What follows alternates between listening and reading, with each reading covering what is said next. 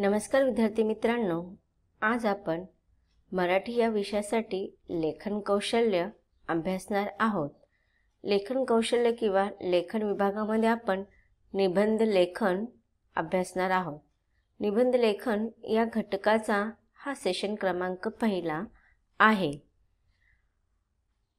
इयत्ता 6वी, 7वी, 8वी, 9वी आणि 10वी या सर्व वर्गातील विद्यार्थ्यांना परीक्षेमध्ये निबंध लेखन हा लेखन कौशल्याचा घटक असतोच। निबंध याचा अर्थ असा असतो की ज्याला काही बंधन नाही, म्हणजेच आपल्या विचारांना वाव देणे। परंतु निबंध लिहित असताना अनेक विद्यार्थ्यांना प्रश्न पडतो की आपल्या मनामध्ये एखादा विषय दिल्यानंतर अनेक विचार येत असतात, पण त्या विचारांना शब्दात मांडण्याची कला सगळ्यांना अवगत नसते।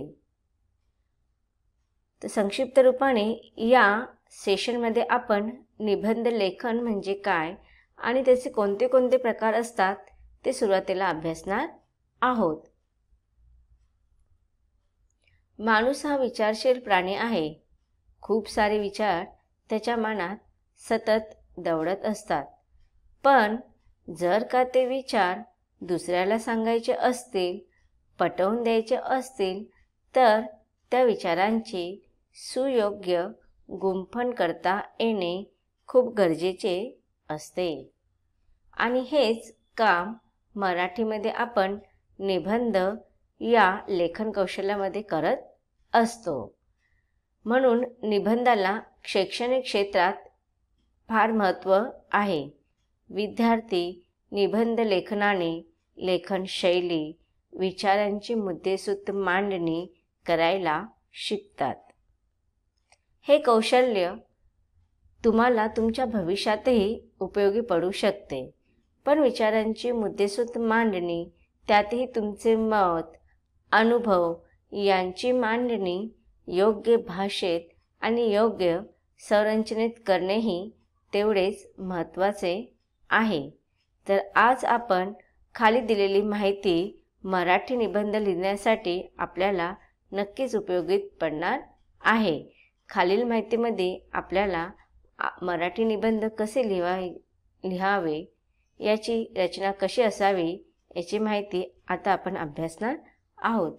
सुरुवातीला आपण निबंधाचे प्रकार जाणून घेऊया।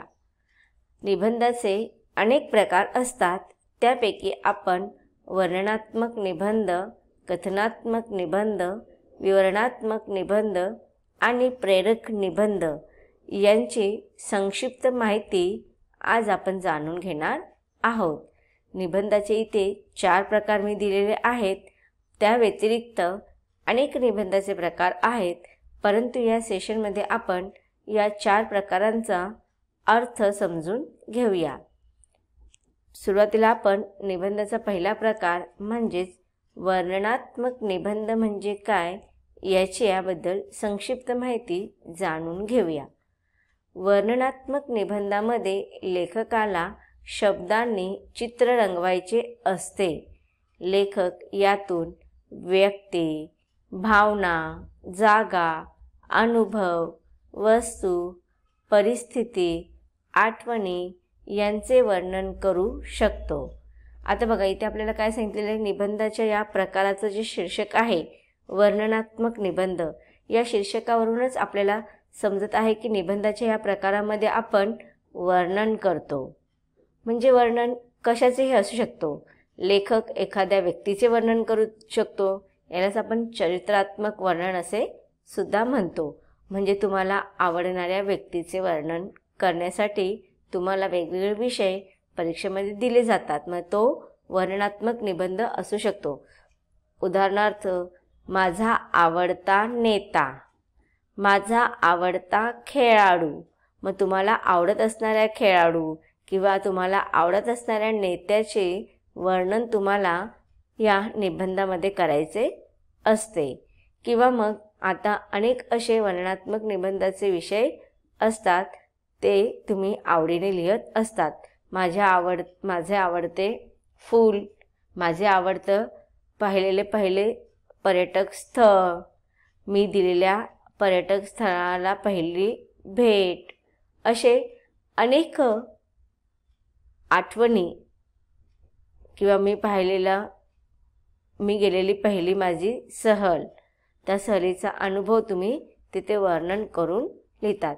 म्हणजेच काय, ज्या निबंधामध्ये एखाद्या भावनेविषयी, एखाद्या जागेविषयी, एखाद्या वस्तूविषयी, एखाद्या व्यक्तीविषयी आपली आठवणी जसेचे तसे वर्णन करून लिहिणे किंवा आपला अनुभव सांगणे, आपल्या आठवणी यांचे वर्णन करणे म्हणजेच वर्णनात्मक निबंध होय.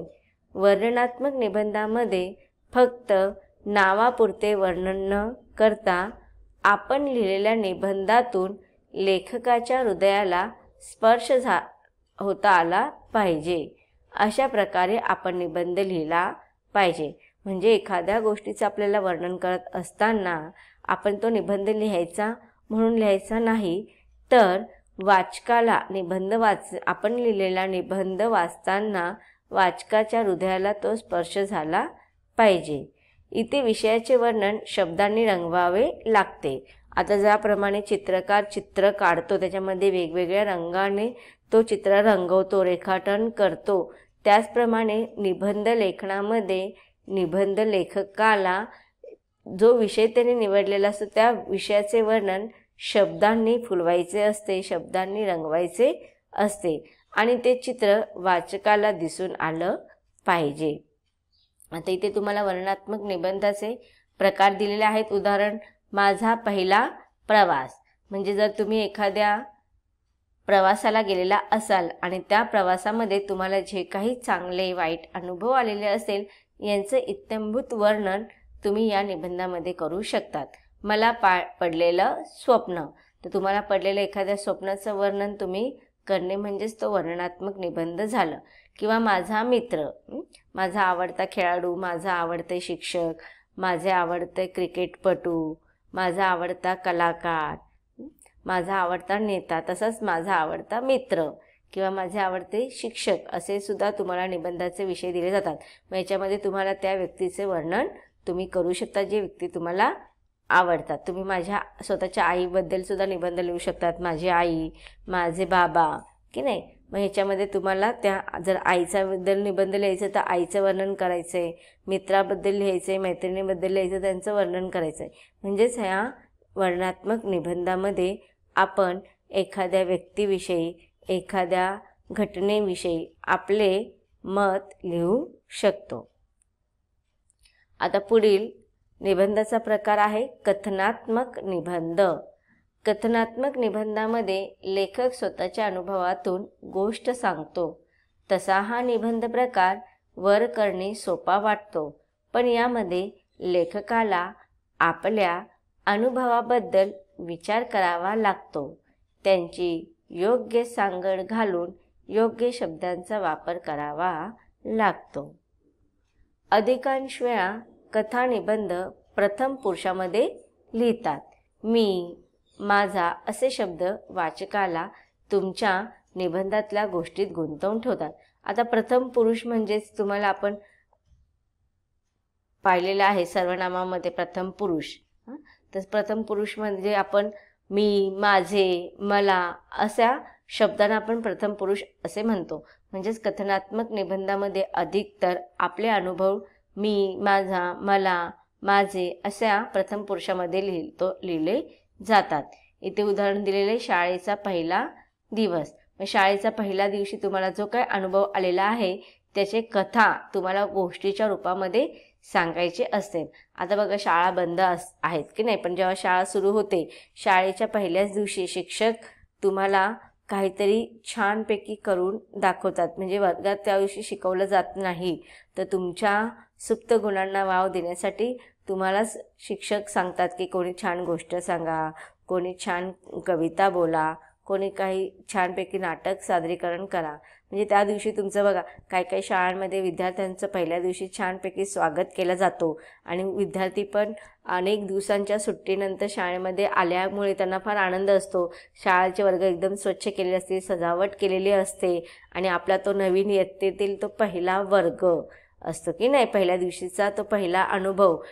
आपले मित्र कधी जुनेच असतात अधिकतर, पण कधी कधी नवीन मित्रसुद्धा आपल्या वर्गात आलेले असतात. मग आपल्या नवीन जुन्या मित्रांना आपण खूप दिवसानंतर भेटल्यानंतर त्या दिवशी तुम्ही काय काय चर्चा केली, काय काय गमती जमती केल्या, याचा सगळं इत्थंभूत अनुभव कथेच्या स्वरूपामध्ये लिहिला जातो. त्यावेळेस आपण त्याला कथनात्मक निबंध असे म्हणतो. उन्हाळ्याच्या सुट्टीमध्ये तुम्ही काय काय केलं हे कथेच्या स्वरूपामध्ये लिहिणे.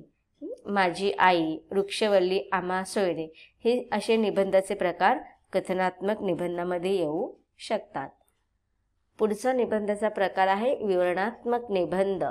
विवरणात्मक निबंध या प्रकारामध्ये लेखक दिलेला विषय मांडतो व तथ्ये आणि योग्य उदाहरणे पुराव्यांनी पटवून देतो. हा निबंध प्रकार तुम्हाला थोडासा वर्णनात्मक निबंधासारखाच वाटेल, पण या प्रकारामध्ये तुम्हाला तथ्य आणि पुरावे द्यायचे असतात.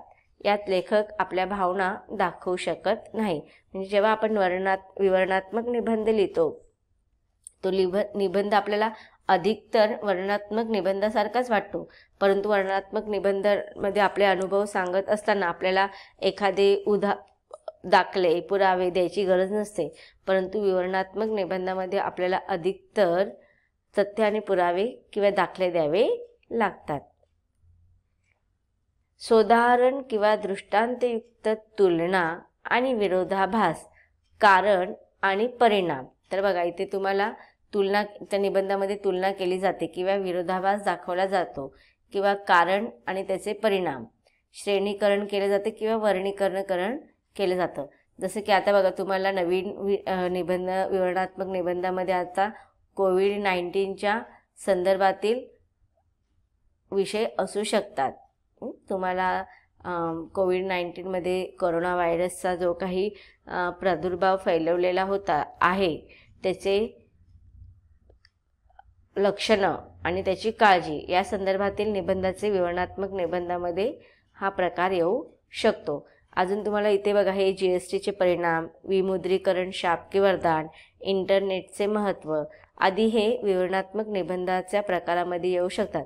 आता हे जे निबंधाचे प्रकार आहेत ते मोठ्या वर्गांसाठी म्हणजे 9वी-10वीच्या वर्गातील मुलांसाठी हे विषय असू शकतात, परंतु इंटरनेटचे महत्त्व, आज इंटरनेटचं महत्त्व आपण पाहतो की नाही, तर हे सगळे 9वी-10वीच्या इयत्तेच्या विद्यार्थ्यांसाठी असे विषय येऊ शकतात परीक्षेला.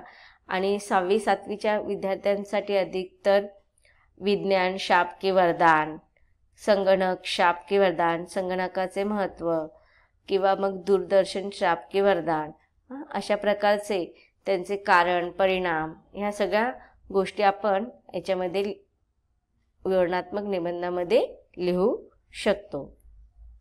पुढे आहे निबंधाचा प्रकार प्रेरक निबंध. या प्रकारामध्ये वाचकाला तुमचा विषय किंवा मुद्दा पटवून द्यायचा असतो, पण तथ्य आणि पुराव्यासोबत यात तुम्ही दिलेला विषय मांडता आणि तो उदाहरणे, डेटा, रेफरन्सद्वारे पटवून देता. यात तुम्ही मुद्द्याच्या दोन्ही बाजू मांडू शकता, पण त्या पटवून देता आल्या पाहिजे. म्हणजे जर समजा आता आपल्याला एखादा निबंध लिहित असताना तुम्हाला जो काही विषय मांडायचा आहे तर त्याचे दोन्ही चांगली बाजू आणि वाईट बाजू ही दोन्ही पण बाजू तुम्हाला पटवून देता आली पाहिजे. उदाहरणार्थ स्त्रीचा आजच्या समाजातील स्थान किंवा स्त्रीच्या शिक्षणाच्या संदर्भातील जे काही आज स्त्रीला प्रथम स्थान देण्यासाठी समाज पुढारलेला आपण म्हणतो, परंतु जेव्हा स्त्रीचं स्थान येतं, दुय्यम स्थान तिला दिलं जातं. मग ह्या स्त्रीवादी जे काही निबंधाचे प्रकार असतील ते तुम्ही प्रेरक निबंधामध्ये लिहू शकता. त्यामुळे तुम्हाला दोन्ही बाजू त्याच्यामध्ये मांडता आले पाहिजे. अजून काही उदाहरणे इथे दिलेले आहेत की थोडक्यामध्ये ह्या निबंध लिहित असताना लेखकाला वाचकाचे मन वळवावं लागते.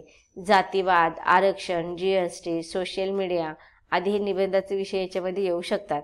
हे निबंधाचे विषय अधिकतर मोठ्या वर्गांसाठी असतात.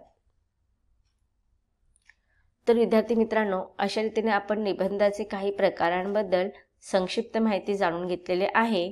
आपल्याला निबंधाचे वेगवेगळे प्रकारांचे आणि त्यांचे निबंधाचे प्रारूप आपल्याला पाहायचे आहे, परंतु त्याचा अभ्यास आपण निबंध लेखन या लेखन कौशल्याच्या पुढच्या सेशनमध्ये अभ्यासणार आहोत. धन्यवाद.